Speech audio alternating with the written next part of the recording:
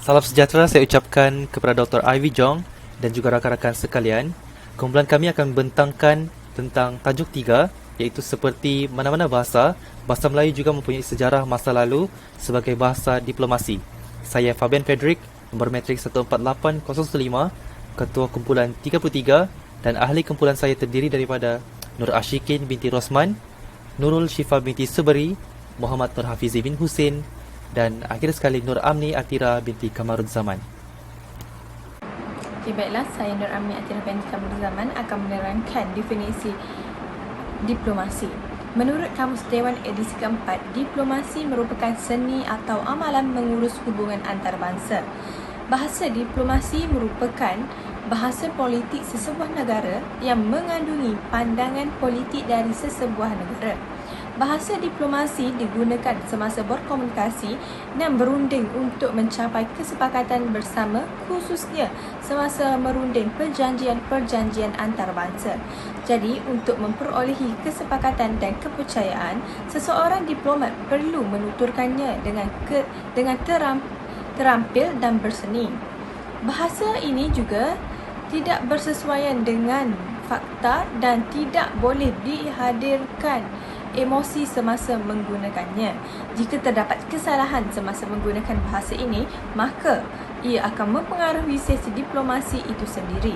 Sememangnya, penggunaan bahasa sangat penting dalam semasa diplomasi kerana bahasa merupakan penentu sama ada ia berjaya atau tidak semasa sesi diplomasi yang dijalankan dari satu masa ke satu masa itu.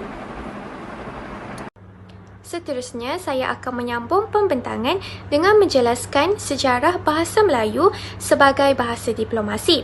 Pada zaman dahulu, bahasa diplomasi digunakan oleh pemerintah-pemerintah, utusan-utusan dan juga individu-individu yang berkaitan dengan sesebuah kerajaan.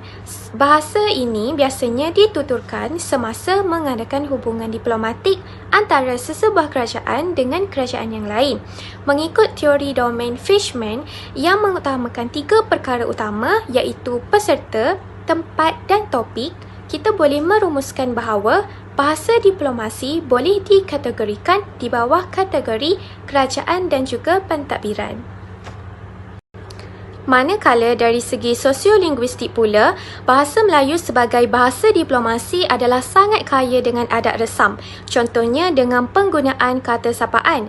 Penggunaan kata sapaan yang betul dapat menjayakan strategi dalam membentuk hubungan diplomatik.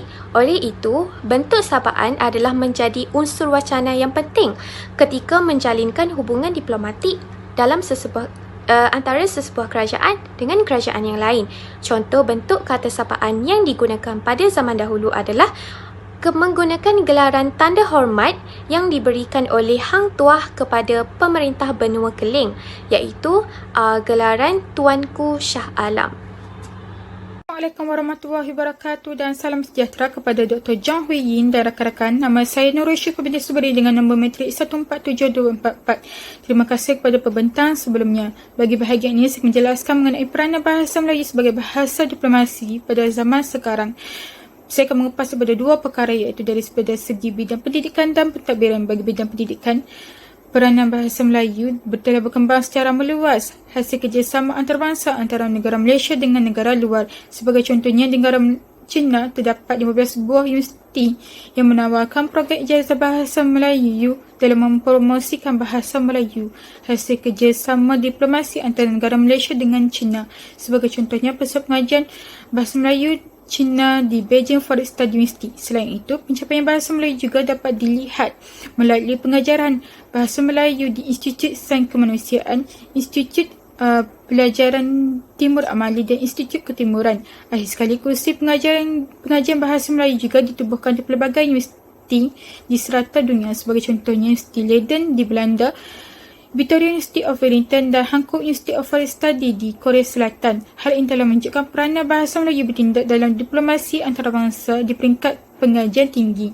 Selain itu, peranan dari segi bidang pentadbiran dapat dilihat melalui perundingan kerjasama antara diplomat Malaysia dengan negara luar dalam menyelesaikan isu berkaitan dengan ekonomi dan budaya. Sebagai contohnya, hubungan diplomatik antara negara Malaysia dengan serentak ASEAN dan negara jiran seperti Indonesia.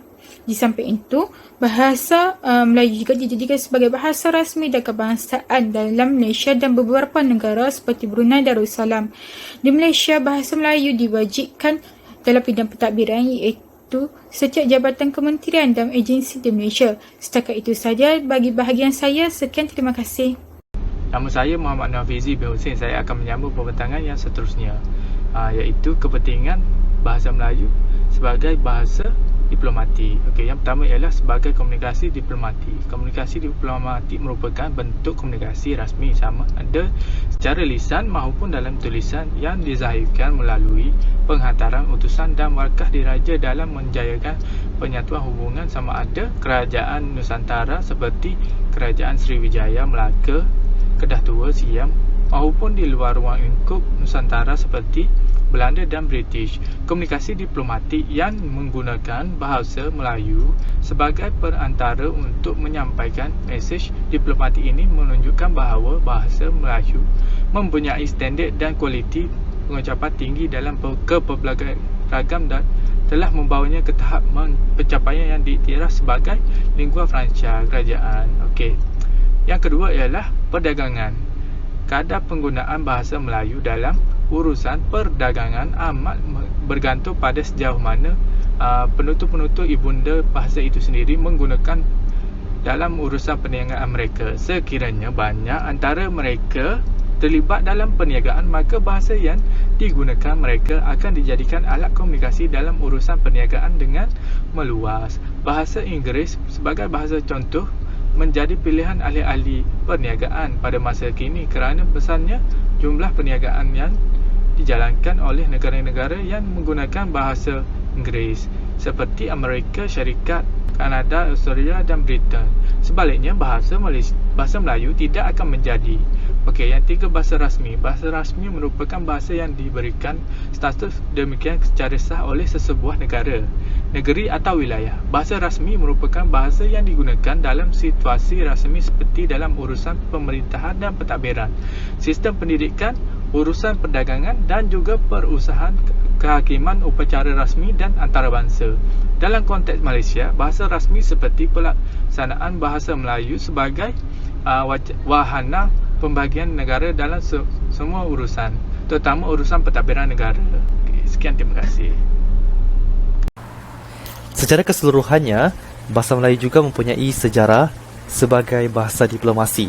Hal ini dapat dibuktikan pada zaman dahulu, bahasa Melayu digunakan secara meluas untuk menjalinkan hubungan diplomatik dengan kerajaan luar.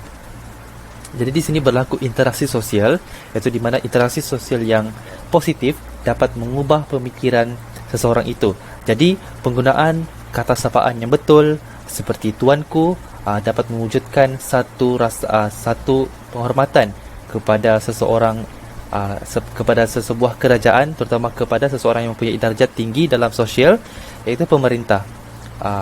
Seterusnya, pada zaman sekarang, hubungan diplomatik lebih kepada pendidikan, ekonomi dan keselamatan. Dari segi pendidikan, terdapat 15 buah universiti di China telah menawarkan program ijazah bahasa Melayu dalam mempromosi bahasa Melayu hasil kerjasama hubungan Malaysia dengan China. Seterusnya, dari segi keselamatan, Malaysia, Brunei, Indonesia telah mewujudkan satu hubungan diplomatik di mana mereka menggunakan komunikasi bahasa Melayu, menggunakan bahasa Melayu untuk membincangkan isu keselamatan bagi negara-negara tersebut. Itu sahaja daripada kumpulan kami. Sekian dan terima kasih.